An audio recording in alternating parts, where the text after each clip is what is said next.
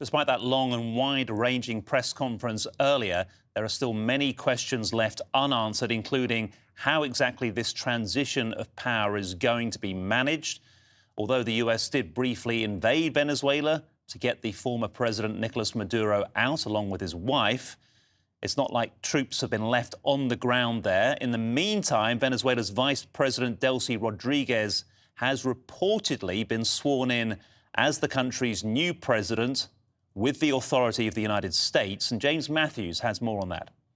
That was an American president who didn't like what he saw in Venezuela and has gone in and removed the sitting president.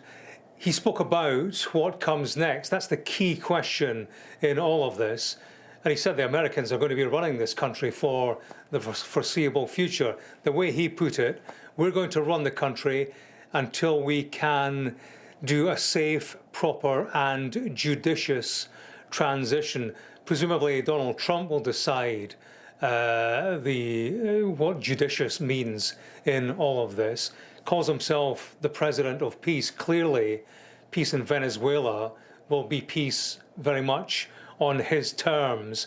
And he spoke about boots on the ground. He was asked about that. How would Venezuela look in terms of America's involvement? His answer to that was, yeah, boots on the ground, we're not afraid of it. He didn't expand on what exactly that would mean in terms of a US military presence, but clearly oil in Venezuela is uppermost in his thoughts. He spoke at some length about how American companies would go in, much money would be made, he said, to the benefit of Venezuelans. But he did say, phrases like, we're going to do, spoke about we are going to do a lot of business in terms of oil interest for the United States.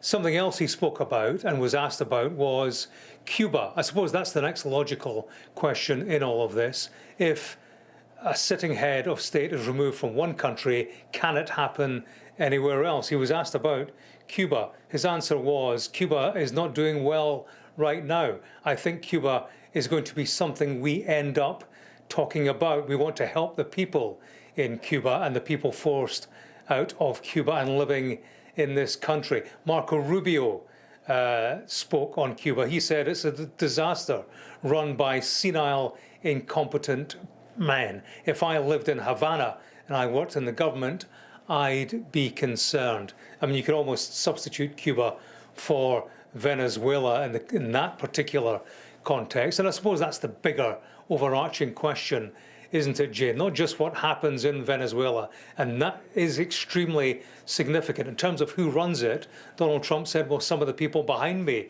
are going to be running it. I don't know quite where this vice president, now president, sits in all of this.